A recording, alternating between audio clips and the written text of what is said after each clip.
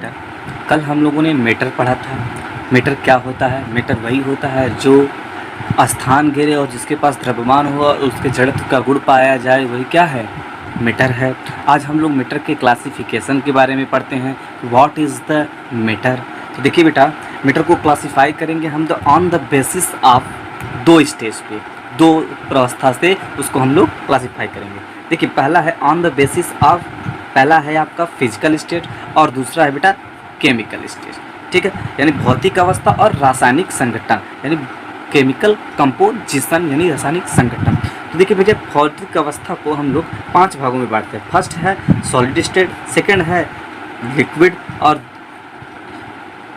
Third है gas और fourth plasma और fifth base instant of condense. ठीक बेटा, सॉलिड, रॉ, गैस और प्लाज्मा और बेस एंड कंडेंस। फिर हम लोग केमिकल को 2 भागों में बांटते हैं। केमिकल को 2 भागों में बांटते हैं, जिसमें से पहला होता है प्योर यानी शुद्ध और दूसरा होता है इम्प्योर। देखिए, प्योर में वो आते हैं जैसे एलिमेंट एंड कंपाउंड, तत्व और यौगिक, और इम्प्योर में मिक्सर आते हैं। इनके मिक्सचर्स होते हैं, जो मिक्स होते हैं उसको हम कहते हैं इम्प्योर्स। अब बेटा, इन कंपाउंडों को, इन लोग के बारे में हम अलग से अभी भी पढ़ते हैं कि ठोस क्या है, द्रव क्या है, गैस क्या है, एलिमेंट क्या है और कंपाउंड क्या है। तो उससे पहले हम लोग जान जाएं, एक बात जानते हैं। तो देखिए बेटा, पूरी पृथ्वी पर 2 ही चीज़ें हैं, वो आपको सिर्फ 2 ही चीज़ें दिखती हैं, एक लिविंग बीइंग और एक non living being. Living being मतलब क्या? एक सजीव और एक निर्जीव, यही 2 चीज़ें दिखती हैं। तो बेटा, एक होते हैं क्या? लिविंग, एक होते हैं non living.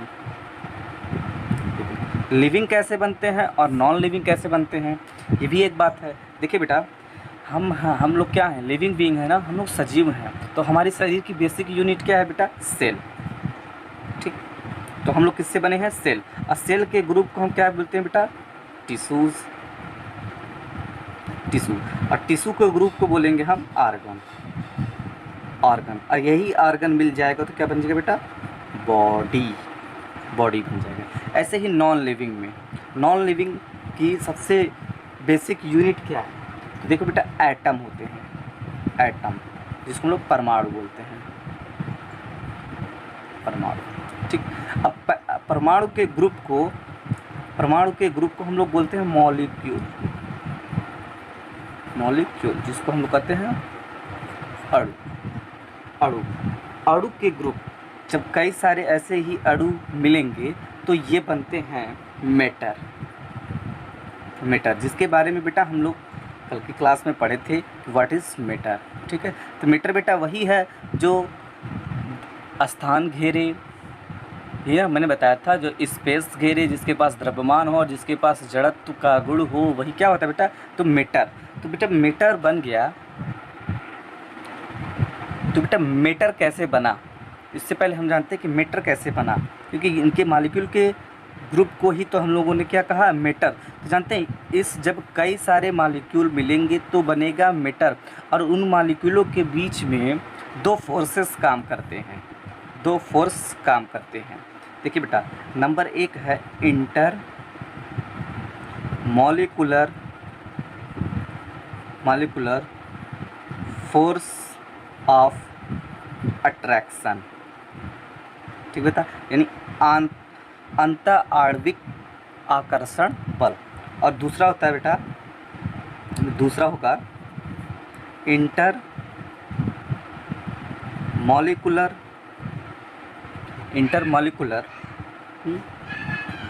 Force of repulsion, यानी अंत आणविक प्रतिकर्षण बल।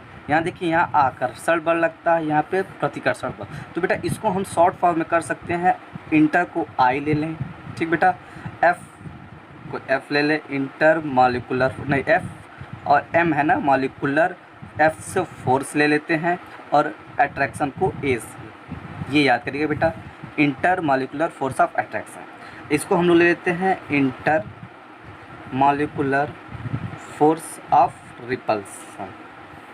ठीक बेटा, अब इन्हीं के आधार पे इंटरमॉलिक्यूलर फोर्स ऑफ अट्रैक्शन और इंटरमॉलिक्यूलर फोर्स ऑफ रिपल्सन के आधार पे ही मैटर में कई प्रकार के बनते हैं, जैसे सॉलिड बनता है, सॉलिड, लिक्विड और गैसेस। ये यानी ठोस, द्रव, गैस का निर्माण होता है इन्हीं के आधार पे, इन्हीं दोनों फोर्स के आधार पे। अब हम आगे फिजिकल प्रॉपर्टी के एक एक गुण को पढ़ते हैं। अब बेटा फिजिकल में हम सबसे पहला पढ़ते हैं सॉलिड, सॉलिड, फिर डाल देते हैं लिक्विड, लिक्विड, फिर गैस, गैस। इन तीनों को हम लोग पढ़ते हैं कि आखिर इनके फोर्स ऑफ अट्रैक्शन में क्या होता है। तो देखो बेटा पहला मैंने बताया था inter molecular force of attraction. जिस मॉलिक्यूल में inter molecular force of attraction inter molecular force of repulsion से बहुत ज़्यादा हो, मोर देन का है तो इसमें ग्रेटर देन, ठीक है, बहुत ज़्यादा हो, तो उस वो होते हैं solid. Inter molecular force of attraction, force of repulsion, ठीक बेटा, यानी कि जिस मॉलिक्यूल में inter molecular force of attraction से ज़्यादा हो। तो ऐसे ही लिक्विड में inter molecular force of attraction थोड़ा सा कम होता है inter molecular force of repulsion से, ठीक बेटा। तो गैसेस में क्या होते हैं, गैसेस में जस्ट इसके अपोजिट हो जाते हैं, inter molecular force of attraction less than inter molecular force of repulsion. अब देखिए सॉलिड में force of attraction repulsion force से कितना होता है, बहुत ही ज़्यादा होता है, जबकि लिक्विड में उससे थोड़ा कम होता है, जो कि बहुत ही कम होता है। गैस में रिपल्सन फोर्सेस ज़्यादा होते हैं, इसी फोर्स के कारण और सॉलिड को हम लोग क्लासीफाई किया गया है, बनाया गया है, ठीक बेटा। तो अब हम इनके डिफरेंसेस पढ़ते हैं कि आखिर इनके बीच में और भी क्या डिफरेंस हैं। तो बेटा इसमें हमने एक और चीज़ बताया था आपको, प्लाज्मा, प्लाज्मा, प्लाज्मा के बारे में बताया था, प्लाज्मा क्या है और इंस्टेंट कंडेंस। तो देखिए सॉलिड और लिक्विड के बीच अगर मॉलिक्यूल का रेशियो होगा तो वो क्या होगा बेटा, प्लाज्मा होगा।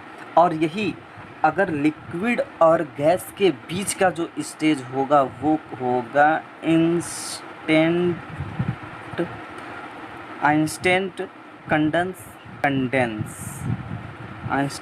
कंडेंस, ठीक बेटा, ये होगा। अब हम लोग पढ़ते हैं एक एक करके व्हाट इज सॉलिड और लिक्विड और गैस में क्या डिफरेंसेस हैं, ठीक बेटा। तो देखिए पहला तो हम लोगों ने पढ़ लिया था ना, inter molecular force of attraction क्या है, more than inter molecular force of repulsion से, ठीक। तो इसमें भी तो हमने पढ़ा था inter molecular force of attraction, inter molecular force of repulsion. इसमें क्या होगा, inter molecular force attraction less than inter molecular force of repulsion. तो बेटा ये हम लोगों ने पहला पढ़ा था। अब हम लोग बेटा दूसरा पढ़ते हैं, दूसरा क्या है। तो देखिए जब इनके बीच का inter molecular force of attraction ज़्यादा होगा तो इनके मॉलिक्यूल क्या होंगे बेटा, पास पास होंगे, इसीलिए तो इनके पास intermolecular force of attraction ज़्यादा है। क्योंकि अगर आप ही देख लीजिए दो लोग, आप लोग एक पास सटे हुए हो तो आप लोग के बीच में क्या फोर्स ऑफ अट्रैक्शन ज़्यादा होगा, क्यों, अभी दूर रहेंगे तो रिपल्सन कम रहेगा। तो देखिए यहाँ पे देखिए कुछ मॉलिक्यूल हैं जो आस पास पास पास पास पास पास पास पाए गए हैं, ठीक बेटा, और इसमें थोड़ा दूर पे होंगे एक पर्टिकुलर मैनर में, देखिए बेटा। और गैसेस में एक मॉलिक्यूल यहाँ होगा तो एक मॉलिक्यूल यहाँ होगा, एक मॉलिक्यूल यहाँ होगा, क्योंकि इनके बीच में रिपल्सन ज़्यादा, देखिए बेटा इनके बीच की दूरी भी तो ज़्यादा है तो रिपल्सन ज़्यादा है। तीसरा हम लोग पढ़ते हैं बेटा कि इनके बीच में जो inter molecular force of repulsion है उनके बीच की डिस्टेंस कितनी होती है। तो देखिए बेटा इसमें देखिए इंटर मॉलिक्यूलर यानी आंतरिक दूरी, अंतर आणविक दूरी देखिए हम कितना है, इंटर मॉलिक्यूलर डिस्टेंस को बेटा दूरी बोलते हैं, डिस्टेंस कितनी होती है, इसमें मिनिमम होती है बेटा, मिनिमम, ठीक। अब तो इसमें इंटरमॉलिक्यूलर फोर्स, अब क्योंकि देखिए इसमें मॉलिक्यूलर फोर्स ऑफ अट्रैक्शन क्या है, ज़्यादा है, इसलिए इनके बीच की, जब देखिए मॉलिक्यूल कितने इतने पास पास हैं तो इनके बीच में क्या डिस्टेंस कितनी होगी बेटा, कमी होगी ना, इनके बीच मिनिमम डिस्टेंस होगी। अब यहाँ पे आते हैं लिक्विड में, देखिए बेटा इनके बीच के डिस्टेंस थोड़े ज़्यादा हैं, तो किससे ज़्यादा हैं, सॉलिड से ज़्यादा है, तो इसमें मोर देन सॉलिड, यानी कि सॉलिड से थोड़ा ज़्यादा इनकी दूरी है। हिंदी में भी लिख देता हूँ मैं, सॉलिड से ज़्यादा दूरी पर, ठीक। और इन पे देखिए बेटा इसमें क्या होता है, इसमें इंटरमॉलिक्यूलर फोर्स ऑफ अट्रैक्शन बहुत ज़्यादा, डिस्टेंस जो कि है बहुत ज़्यादा, देखिए इनके बीच के, इन दोनों मॉलिक्यूल, इन तीनों मॉलिक्यूल के बीच में देखिए दूरी कितनी होती है, मैक्सिमम। तो यहाँ पे हम क्या कर सकते हैं, इंटरमॉलिक्यूलर डिस्टेंस क्या होगी, मैक्सिमम होगी, ठीक बेटा। अब इसके देखते हुए आप एक चीज़ नहीं देख सकते हैं कि देखिए जब ये सब मॉलिक्यूल एक पास पास हैं तो ये क्या एक घने वातावरण में है ना, क्योंकि डेंस है, देखिए आसपास है तो डेंस है, तो यानी इनकी डेंसिटी भी क्या हो जाएगी बेटा, ज़्यादा हो जाएगी। तो डेंसिटी कैसी होगी, डेंसिटी मैक्सिमम, इनकी डेंसिटी कैसी होगी, मैक्सिमम होगी। और इनका देखिए थोड़ा सा कम होगा, किससे कम होगा बेटा, सॉलिड से, तो कितना होगा, तो लेस देन सॉलिड, यानी कि सॉलिड से थोड़ा सा इनकी डेंसिटी क्या होगी, घनत्व क्या होगा, कम होगा, इसको हम घनत्व बोलते हैं बेटा, घनत्व। इसमें कम होगी, और इनके बीच में एकदम कम होगी ना, यानी मिनिमम डेंसिटी होगी, क्योंकि देखिए इनके बीच का, आप डेंसिटी को समझने से पहले देखिए, मान लीजिए एक पर्टिकुलर कोई एरिया है जहाँ पे 2 ही लोगों के खड़े होने के लिए जगह है, ठीक, और वहीं पे अब 10 लोग खड़े हो जाएंगे एक जगह पे, तो क्या खूब भीड़ भड़कम नहीं हो जाती है, तो वो जो भीड़ भड़कम एरिया है हम डेंसिटी कहते हैं। तो देखिए यहाँ पे डेंसिटी ज़्यादा है, यहाँ पे डेंसिटी कम है, यहाँ एकदम कम है, तो गैसेस में डेंसिटी कितनी कैसी होती है बेटा, बहुत ही मिनिमम होती है, ठीक बेटा। अगला बेटा है हमारा melting point and boiling point, यानी कि ठोस का और द्रव का और गैस का किसकी melting point and boiling point ज़्यादा होता है, मेल्टिंग पॉइंट या बॉइलिंग पॉइंट। तो मेल्टिंग पॉइंट को हम बोलते हैं बेटा गलनांक, और बॉइलिंग पॉइंट को हम बोलते हैं क्वथनांक, ठीक बेटा, क्वथनांक। तो देखिए किसी सॉलिड को आप गलाएंगे या किसी सॉलिड को आप गर्म करके उबालेंगे, तो बताइए सॉलिड को उबालने में टाइम लगता है कि नहीं, बहुत ज़्यादा टाइम लगता है। तो देखिए वैसे ही सॉलिड को इसकी मेल्टिंग पॉइंट और बॉइलिंग पॉइंट क्या होगी बेटा, मैक्सिमम होगी, ठीक।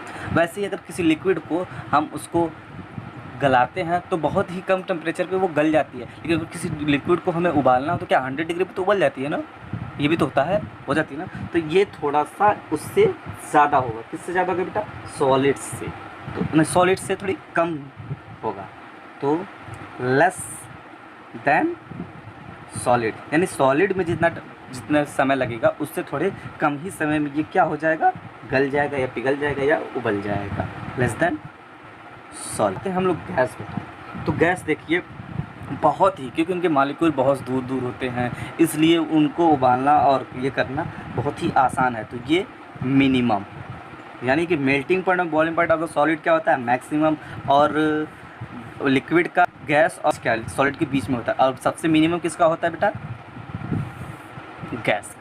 अगला आता है हम लोग इनके शेप और साइज के बारे में जानते हैं, शेप साइज। शेप मतलब आकार और आकृति, किसकी आकृति कैसा है और किसका आकार कैसा है, इसके बारे में देखिए बेटा। कोई सॉलिड देखेंगे तो आप उसका शेप तो पहचान जाएंगे ना, उसकी आकृति कैसी है, तो उसकी सॉलिड को हम देख सकते हैं, यानी कि उसकी सॉलिड उसकी आकार क्या है, डेफिनिट है, यानी निश्चित आकार है, डेफिनिट यानी निश्चित। अब किसी लिक्विड का क्या कोई आकार होता है, नहीं बेटा। आप अपने घर में एक लोटा पानी लीजिए, किसी भी बर्तन में डाल दीजिए, उसी का ही वो आकार ग्रहण कर लेता है, तो इसको हम क्या बोलेंगे बेटा, इनडेफिनिट, ठीक, यानी अनिश्चित है, अनिश्चित, ठीक। ऐसे ही किसी गैस का है क्या, अभी आप अपने घर में बैठे हो, डीओ का बोतल खोल दो, क्या उसके आकार दिखेंगे, नहीं, वो तो जिधर भी जैसा वातावरण पाएगा वैसा चला जाएगा। तो ये भी क्या है, डेफिनेट, यानी ये भी अनिश्चित है। अब बेटा हम लोग पढ़ते हैं केमिकल कंपोजिशन, यानी केमिकल संगठन क्या है। इसको हमने दो भागों में बांटा था, पहला था एलिमेंट और दूसरा क्या था, कंपाउंड। तो फर्स्ट आप हम पढ़ते हैं एलिमेंट। एलिमेंट यानी तत्व। तत्व देखिए बेटा, तत्व हमारे चारों तरफ हैं, हर चीज़ जो जिसकी वो सब तत्व ही हैं। जैसे कि अभी आप आयरन देखोगे, मतलब लोहा देखे ना, तो उसको भी हम कहते हैं आयरन। गोल्ड देखते हो, गोल्ड को भी क्या कहते हैं, इसे गोल्ड है बेटा, ये आयरन है। ये हो गया। सिल्वर देखा आपने, सिल्वर भी है। एल्युमिनियम देखा ना, ये सब क्या है, ये सब आपको दिखते हैं कि नहीं, हमारे चारों तरफ जितने भी ये सब क्या है, ये सब एलिमेंट है। तो हम कह सकते हैं कि एलिमेंट क्या है। एलिमेंट जो हमारे चारों तरफ देखा जा रहा है नॉर्मली, ये एलिमेंट है, आपको पहचानने के लिए एज ये एलिमेंट है। अब बेटा देखिए एलिमेंट क्या है। Element is a pure substance that is made from a single type. देखिए एलिमेंट एक प्योर तत्व है जो एक ही प्रकार के एटम से मिल एलिमेंट कह सकते हैं, कहते हैं। अब इसको एक भाषा में आप नॉर्मली याद करें, अगर एलिमेंट और कंपाउंड के बीच में डिफरेंस कुछ आएगा तो आप ये याद करिएगा, only one type of element, only one type of atom, only one type of atom. Normal में हम कह सकते हैं only one type of atom. बस एलिमेंट की परिभाषा पूछे तो आप क्या कहेंगे, element is the pure substance that is made from a single type atom. ठीक बेटा, ऐसे ही इसी से हम कह सकते हैं कि दे कैन भी, जैसे कि सॉलिड भी हो गया, सॉलिड भी एक एलिमेंट के कंपोजिशन से हो सकते हैं, लिक्विड भी हो सकते हैं, ठीक, गैस भी हो सकते हैं। ये सब क्या है, ये सब एलिमेंट से मिलके ही तो बने हुए हैं। देखिए बेटा हमारे समय में, इस समय जो है एलिमेंट हमें पता है, इस 118 एलिमेंट हम लोग जानते हैं, नोन है। 118 एलिमेंट नोन है, नोन एलिमेंट इसकी हम लोगों ने पहचान करते हैं, जिसमें से 94 एलिमेंट जो हैं वो नेचुरल हैं। नेचुरल जो प्रकृति में पाए जाते हैं, अर्थ से एग्जिस्ट हुए हैं, ये सब अर्थ से पाए गए हैं। और जितने भी बचे हुए हैं, और जो बचे हुए रिमेनिंग बचे हुए जो हैं वो हमें आर्टिफिशियली हम लोग बनाए हैं,